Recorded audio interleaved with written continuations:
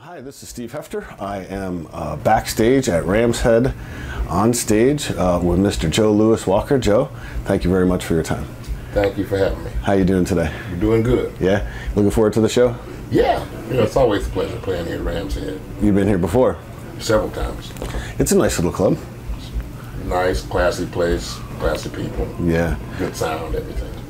So you're on tour still supporting the album you have just released, right, called Hornet's Nest? Actually, Hornet's Nest was released about 18 months ago. Mm-hmm. We're out here promoting another record on the Mascot Pro Vogue label, the record label I was on in 2002. I sort of went back home to Mascot, and we're promoting Everybody Wants a Piece is the name of the new record. It will be out October 9th. But you can pre-order it now. Okay. And you can check part of it out. Yeah, you can listen to it. What's different about that album than your previous albums? Well, 18 months. Actually, it's my own band. The last two previous albums, I worked with Tom Hambridge, a great producer, and used some of the guys he had down in Nashville, guys I worked with before, great musicians. One of them I played with on quite a few occasions. I think Reese Winans, I played with Reese quite a bit. Mm-hmm. Come out of Double Trouble. I don't know why they call it Double Trouble when they had Reese in there. No, but that's where I know the name from. Yeah. And it was great making those two records with those guys. Hellfire and Hornet's Nest. But I always, my band's been really coming together. So, and since it was a new record label, new things going, we want people to hear everything that's on the record is going to be what's on the stage. Mm-hmm. The people that sing on the record are going to be the people that sing on stage. Oh, that's great. The people that played on the record are the people that come. That's fantastic. Yeah, a lot of people make albums and then you don't really hear what they're recording. They don't bring it to the stage. Well, they have other musicians play it. Yeah. I mean, most musicians are very competent nowadays, but it's good. It's good. It's like wearing your own shoes. Who's in the band? Byron Cage has been with me several years here. He was with Jason Ritchie years ago, and with Tommy Castro for a while. Lenny Bradford, who's been with us about 4 years, and I'm fortunate to get him. He was playing with people like Bo Diddley and Denny Lane out the Moody Blues, and Philip Young, a great young musician out of Georgia, plays 3 or 4 different saxophones. He can play organ, piano, sings. He's just a very talented young man. I'm looking forward to the show. Yeah. You started playing guitar at a young age, right? Yeah. I read you were 8. Well, no, I really started. I was fiddling around a little bit when I was 8, but I started taking lessons when I was about 12. Okay. My mom had me go and take lessons. And then when I was 14, I got pretty good to where I was playing nightclubs. In 16, I left home and pursued music as a career. Mm-hmm. And you did well. Yeah, well, I tell everybody it's a marathon. It ain't a sprint, Yeah, it's about how you get to the end, not how fast, right? Yeah. Yeah. And you play with just about everybody, right? I play with I've been fortunate to be on stage and in the back room and different places with a lot of musicians, good musicians. You play with John Lee Hooker? Yes. Tell me about your time with him. Well, I actually, to be honest, I played with his cousin more than I played with him. I played with Earl Hooker when Earl came to the Bay Area, I think it's 67, maybe 68. I think before 68. And I played with him for a couple of weeks. And then I played with John later on and because Earl Hooker was guitar player, you know. He played on the original Messing with the Kid, the original little bit by bit, when Earl was the guy, you know, in Chicago. That I'm not from Chicago, up the West Coast, but we'd all heard about Earl Hooker. And when he came out, it was, for me, like going to school, you know. Yeah. But playing with John was like going to school too, because you'd have to, you know, watch and stay alert, because John's blues wasn't your normal 12-bar blues. You know, it was how he felt, and which is the way it should be. Right. You know, but you had to get on the same page with him and not try to lead him, let him lead you. You know, because it was just a deep emotion playing with Hooker. I interviewed Walter Trout a few weeks ago, sitting right there in that seat, and he was telling me about playing with John Lee Hooker. Did you know Walter back then? I passed him going back before. I didn't really know him like I know him now. Right. You know, and you know, I'd heard about him because I know later on he was playing with Johnny Mayall, but I didn't meet him then. I met Taylor because he came to the house when I was living with Bloomfield. Mick Taylor came to the house, and he was 17 and I was 17, so I remember that. Yeah. We laugh about it now. Yeah, we've been knowing each other 41 years. That's a long time. Yeah. Yeah. Tell me about the writing process a little bit. Do you write all the music? No, I collaborate with a lot of people. Okay. Are there ideas yours? Mostly? Well, it really does. Sometimes I'll have a musical idea, sometimes I'll have a lyrical idea.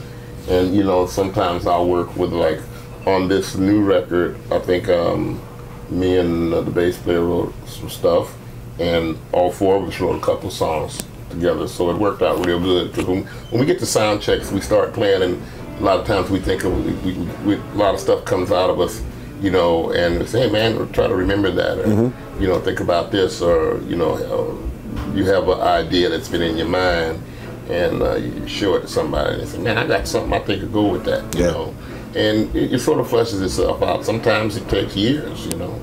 So is the recording done sort of live? I don't mean live in front of an audience, but live in the studio? Yeah, it was all of us playing. All of you there at the same time. Yeah. Too many bands now are doing them. You know, one guy's in another room, one guy's across country. You know, it's like, you know, when the bass player comes in on Tuesday, the drummer on Friday. Right. Yeah, I know what you mean. Yeah, well, that's good that you guys are all in the room, because you can hear it. You know, you can hear it in your albums. You can hear it. Well, you know, you can make them both ways. You know, you can make them with the overdubs and the so-called sweetening that they call it. Or you can make them live on the room, you know. The great groups made them both ways. You know, you literally can make them both ways, and some people you don't even know. You know, you just literally don't know. You know, great people who've been doing it for years and years and years. Like, you have an example? Beatles. Yeah. Jimi Hendrix was a master at it. You know, he could record either way. You know. They have a real great video of Jimi Hendrix, the making of Electric Ladyland, just that album. Right. And the video is really good because it shows him in the studio, you know, and most people, they get in the studio, they start changing what they do. Well, we got to play softer, or we got to make a mistake, or this, that, you know, or we got to bring a smaller amp.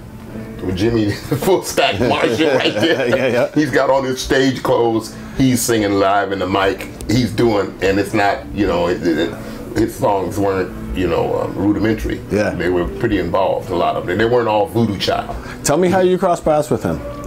Well, I was living with a guy named Mike Bloomfield, and I think I was about 17, and he was just quitting the Paul Butterfield Blues Band and starting a horn group called Electric Flag. And so he told me and the keyboard player I was playing with at the time, a guy named Johnny Kramer, that man, I got this drummer coming out, man, and he's a young dude, and he don't know too many people out here, and I want y'all to take him every day to the Bridge Theater and rehearse, just play with him, just play, keep his chops up and everything. So he said, and so we brought him out, and I said, okay, man, this is the guy, his name's Buddy. So me and Johnny Kramer and Buddy Miles would go to the Bridge Theater in Sausalito, California every day, just to keep Buddy's chops up and, you know, to keep him, you know, just hang with some cats, right? And, you know, while Bloomfield was doing what he doing, trying to arrange all living spaces in place for this nine-piece band. So Buddy would always tell me and Johnny about this guy Jimi Hendrix. Oh, this guy is phenomenal. He's great. And so you fast forward it, and Jimmy's record came out, and he played the Fillmore Auditorium, and that's where I'm from. That's my area. I'm from the Fillmore district. I went to high school, junior high school, a block from the Fillmore. We used to have our Battle of the Bands there before the hippies came. Right. But anyway, when Jimmy came, it was a good show. Albert King opened the show. Cream was the middle act. Jimmy was the headliner. That's a good show. and Jimmy was the headliner. And Buddy threw a big party. By this time, Buddy Electric Flag had, were almost at their apex. They sort of really was really coming out and strong. And so Buddy threw a party for Jimmy and his musicians in Mill Valley, where I lived with Bloomfield. And that's where I got to hang with him. And I had a rehearsal space that Buddy let me use, and then I took it over. And then Jimmy didn't have a rehearsal space, so he used the one that I had, which was like and so it was cool. I just always say he's one of the nicest guys I've ever met. Really? As far as being real soft spoken and just totally opposite of what you see on the stage is the guy that you met in person. Yeah, that's pretty amazing. Yeah, I don't meet many people that knew him. There's not many people left that knew him, so that's pretty cool. I saw you, the first time I saw you was at Johnny Winter's 70th birthday at BB King's in New York, and that was quite a night, huh? Yeah, it was a good night. I was glad for Johnny. It's kind of emotional for everybody, because Johnny had lived through so much, and to have him hit 70, big 7-0, and have for his birthday a recording contract from Columbia Records, the first one that signed him back at, well, not the first one, but the one that made the big splash. Right. Was sort of special. It's like he came full circle, and that was really cool. What did his music mean to you growing up? Well, there's certain guitar players that you really, coming up in any kind of genre, that you end up playing some of their licks. Right. Albert King, you got to play Albert King. You can't play blues without playing a B.B. King lick, or it's not even blues. You can play anything, country, western, whatever, and same with Albert King. There's certain guitar players, and Johnny's one of those guys. He's got the signature licks, that are just, and I think before Johnny, there wasn't somebody coming out like him, just full force. It was just wicked. He hit hard, right? Yeah. And to me, it's no mistake that Johnny and Jimi Hendrix were good friends, because they were real both soft-spoken cats. And they both were sort of different on stage than it was off stage. On stage was just whirlwind. It just blow you over. Yeah. Both of them. Yeah. And you get off stage and you got to lean to hear him talk. Yeah. Anybody out there that you haven't played with you like to? Well, I haven't played with him yet. I met him, know him now. Keith. I like Keith Richards. Yeah, I like Keith. He's just straight. Just straight. Where'd you meet him? In Australia. Okay. That'd be cool if you guys got together and did something. Yeah, well, I played with Ronnie quite a bit, which is cool. Yeah. But we'll get together one day.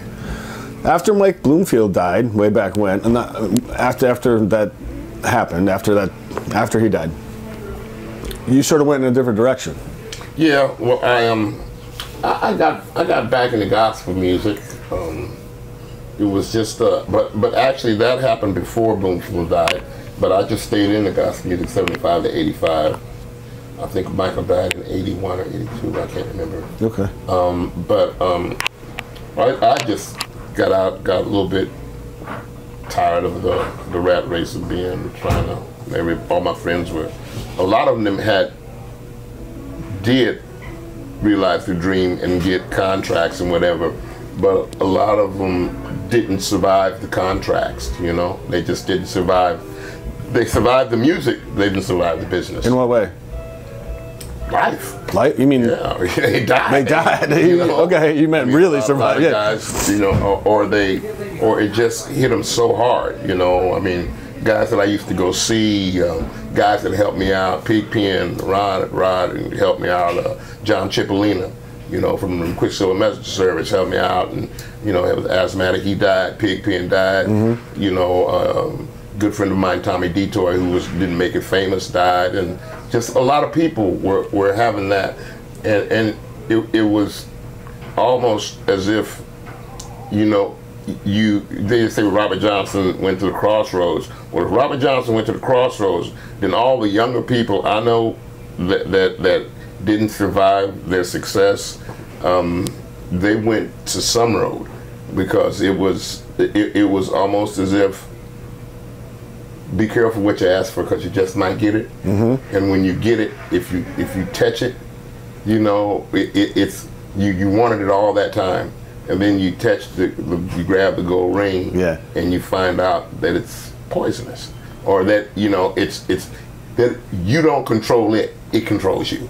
And you always thought it was the other way around, right? Once I get here, I'm going to be, you know, everything's going to be great. Right. And then 99% of the people I know, once they got there, they just got more problems. You know, and more problems and more problems. And Janis Joplin, you see her, more problems. People coming that you don't even know who they are. They claim they're your friend. On and on and on and on and on and on. You know, and the people I used to see at the Film Auditorium, Arthur Lee with Love, and on and on and on. I mean, the list is long. Yeah, the list is long. Yeah. There is no guidebook to tell somebody how to deal with success on any level, you know, and it's, I think it's the one thing that nobody's prepared for. Yeah. You know, and the best way you can prepare for it is to try to talk to somebody who does have that kind of success, you know, and they'll tell you point blank, nothing can prepare you for it. So what brought you back? What brought you back to the blues? Well, I'm a restless soul musically, you know, and I had music inside me that, and I didn't just come back to the blues. I came back to music, you know, in particular. Did you leave music altogether? Or? Well, I left playing secular music. Yeah, I played nothing but gospel music. But you were always playing. Yeah, I was playing. Yeah. Not all the time. Sometimes I didn't play for weeks. You know, I had a job. Yeah, work. Jobs. Yeah. Yeah, playing music's more fun. Yeah. Well, most of the time. Yeah. You know, sometimes it's a job. Just be honest about it. I mean, you can ask anybody. Sometimes it's a job, and sometimes it's, you know, you drive 8 hours to get on stage to play for 90 minutes. Yep. And everything that can go wrong goes wrong when you're on stage. It must be fresh. And you can't, you know, that's not, you can't go into the tank, because there's so many people out there who have waited for you to come there. Right. They don't know that you're on your way here. You got somebody hit your car. Nor do they care. That you're hungry, that you got 2 hours sleep. They don't know. And they don't care. Well, people do. Most people do care, but well, they just want to see you play. Yeah, they want. You know, they want. You know, they've been listening to you, and you know, nowadays, you know, watching you on YouTube or whatever, and so, you know, it's that sort of differentiates professionals from people that want to be professionals. That a professional got to play regardless. You know, there is no, you know, the show must go on. It's a true thing. Yeah. You know? Yeah.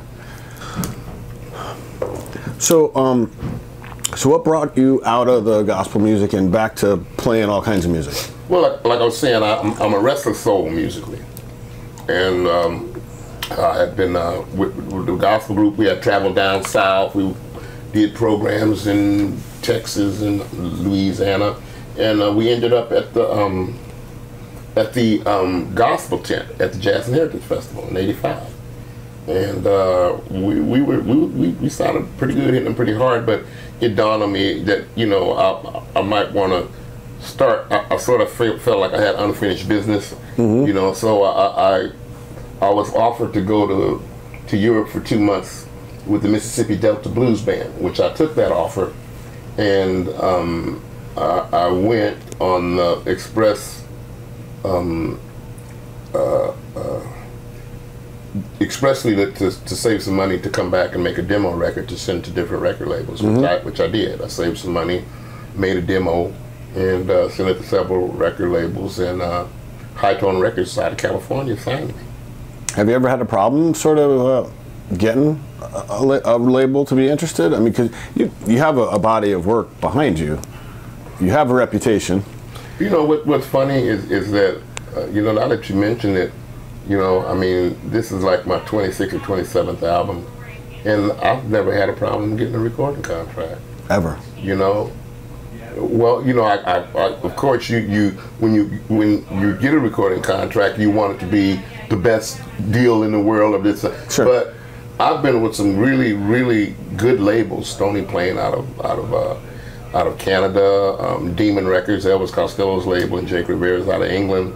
I was on Universal, Polygram, Polydor for 10 years, basically, and then I was on High Tone, beginning getting all that started, and I did the 2 records for Alligator, which was a real good experience.